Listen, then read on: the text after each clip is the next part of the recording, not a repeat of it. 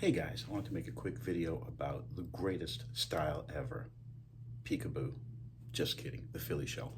The peekaboo style is an extremely effective style, and I covered a lot on this channel, but we really want to talk about the most ingenious, sophisticated, advanced, nuanced ninja style. And I say ninja because the Philly shell really epitomizes one almost like being an inch away from a punch, knowing it's going to be there, and or blocking it with weird parts of one's body that you wouldn't think are good at blocking but are just sublime, are just masterful at providing like really excellent defense. So in terms of the Philly shell, there's a lot of talk about Bernard Hopkins. There's a lot of talk about Floyd Mayweather, who some people think is the greatest of all time. Obviously, the greatest of all time is the greatest of all time because of his cultural contributions. And I've said this time and time again.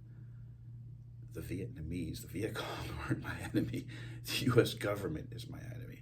Something like that said by the late, great Muhammad Ali. I mean, if a man like that makes us question who we are as a nation, what we're doing militarily, socially, morally, personally, then man, he's got to be the greatest. So yeah, all those looks, those boxing styles, I got this style, I got that style, like who cares? That man, kind of like Grandmaster Bruce Lee broke down cultural and racial stereotypes. Like that's what makes him great. Not like there's another guy with a better back fist or Anderson Silva has a better inside slip punch. And we are going to cover that inside slip punch. Kovalev has a very good one. That notwithstanding, that's not what this is about. This video is about the Philly shell.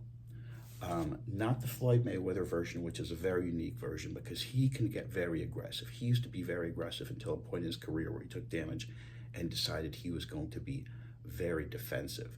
But still, Floyd Mayweather is a master when he sees, it's almost like an animal. If you ever see a cat playing with a mouse, when it sees that it's really hurt, it knows when to come in, almost like a snake.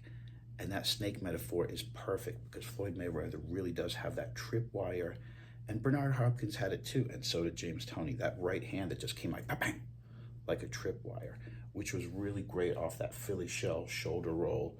Or James Toney, he would literally just a classic counter, bend over 90 degrees and come over the top with that counter. Anyways, we're going to talk about the more defensive aspects of the Philly shell because offensively, there's weird angles that this up jab can come from, setting up the overhand right, and also this kind of, this almost Tyson Fury, exaggerated Bruce Lee type guard. It's a real thing. You can really fight with this, as well as this kind of, I'm angling toward the camera so you can see it, this 30-degree James Toney shell. The first time I sparred a pro boxer, a guy who was on Friday Night Fights at one point, he used this against me and there was no way I could hit him. I mean, imagine if you're over there and you're not boxing somebody in this stance, you're boxing somebody like this. It's really masterful.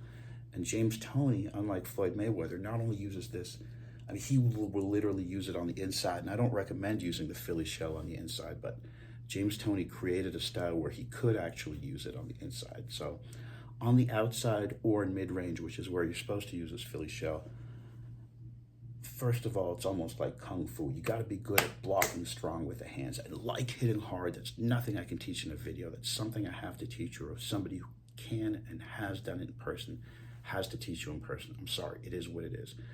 I have to come, punch at your chin really hard and not hit it, but teach you, and not all fighters can do it, even some pros and amateurs, how to just have good hand defense, how to be able to hide behind your hands, whether it's hooks coming this way or straight shots coming that way. So that aggressive guard is a first part of the Philly shell. The second part is you have to believe in the crazy science and geometry of it, because where your chin and temple were, which is where the other fighter is going to aim, you're totally going to replace that with empty space and with your shoulder. No other boxing style has this, whether it's the traditional, the long Russian guard, the peekaboo style, like no other guard or style of fighting ever has the idea, other than the Philly shell, of you're going to block a right hand with your shoulder. But that's the idea here. Shot is going to come at your face, you're going to block it, then come back either with that or overhand right, literally hooking off that block with a lead hook which I was never really good enough to do, but like toward the end of my sparring, I got a little better. That kind of like tripwire, like you know, mirror side shots, like you get hit, block on this side and hit on the same side, which people really don't expect. They kind of expect that opposite side rhythm and cadence that boxing is so well known for. So in terms of this Philly shell, it is, there is the, I think it was, what's his name? The blonde dude. I'm having a brain fart over here in terms of his name, but I can see his face perfectly. James Smith, that's it. The guy who literally interviewed all these professional fighters, went to their gyms, and in that video, the great champion Floyd Mayweather shows the science of the Philly shell, and it is so unique. I mean, the way he will literally pull back from shots, slip from others, block others. It is a codified science to where he's doing this very scientifically, these very strange moves, because they're all predicated off this up jab, off this, sorry, I'm gonna try to get up here. And, you know, I learned this, you know, doing sparring from some great amateur fighters and great amateur coaches. And sometimes in the amateurs in kickboxing and in the pros, you actually find higher level talent, which is why I interviewed Kovalev, Sergey Kovalev, and he said this, he's like, I want to get back to my amateur. And nobody understood what he was saying, but I understood what he was saying. He was talking about like the basic Russian Olympic fundamentals, which he was just, you know, ingrained with, which is just basic, rudimentary, fundamental footwork and the, you know, the foundations of just, you know, where your hands should be, everything else, the techniques that come off of that long Russian guard.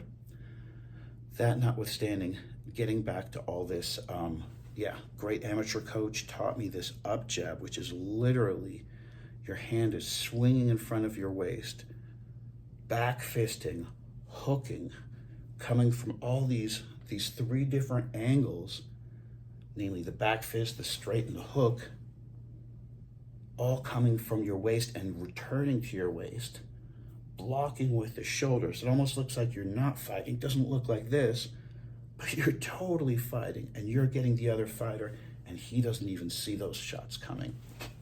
And it's setting up the power shots from the rear hand. A devastating overhand right, because you're slipping and you're loading up that right. You're loading up that overhand right like Bernard Hopkins and James Toney were so good at doing. Which is really, the conventional stance, for a split second, you have to drop it here if you want to hook it and loop it over. You can't just kind of, you know, you could do a little Susie Q, which is very effective, like a very subtle arc of an overhand. But you're not going to get that full Chuck Liddell. You're not going to get that power that MMA guys knock people out with that looping shot. Unless really, at some point, which is why Yuri Prohaska, great champion who got starched by Alex Pereira, but that still doesn't mean he's one of the greatest, you know, fighters of all time at what he does. It just means he met a tougher guy. He mastered this, literally fighting in the modern era and having the blows come kind of back to his waist instead of, you know, the classic having them up here. It's like, no, let's defend with my shoulders and with distancing. As long as you're in the mode, physically, mentally, spiritually prepared for fighting, which not all people are, which is a blessing. And if you're not, wonderful. Do Tai Chi, do yoga. I recommend it. But this kind of hardcore self-defense, self-development, or sport fighting, it's meant for a different few, you know, just like hunting and fishing. I don't do that, but that's only for a certain few who are into that. For them, it's good. Same thing with sport fight, the type of sport that we have, which is just, you know, this intense physical competition and sport and science, which requires like just such great precision. That's why, sorry to be all chatty Cathy, I really wanted to examine Philly shell. Jab defense, like I said, first and foremost, this hard cupping block, it's not a parry, it's kind of a catch. The actual right hand defense, just shelling up, taking it on the shoulder, having distance, being able to pull, and like I said, coming back either with that or mirror side, snap hook, overhand, straight right hand. I mean, why didn't Tyson Fury use that against Usyk? Bam, bam. That's why guys like Sergey Kovalev, when I spoke to him, said, like, I want to get back to amateur. He realized that, you know, as a high-level pro, he was missing those fundamentals. He had nobody around him to scream at him those fundamentals, the 1-2-1, which got him so many knockouts, that slip jab. So just some talk about styles here, guys. It's been a while since the videos come out, so I'm going to have a lot more coming up. Got a big vacation coming up, so I'm going to bring you guys with me and hopefully do some cool international travel.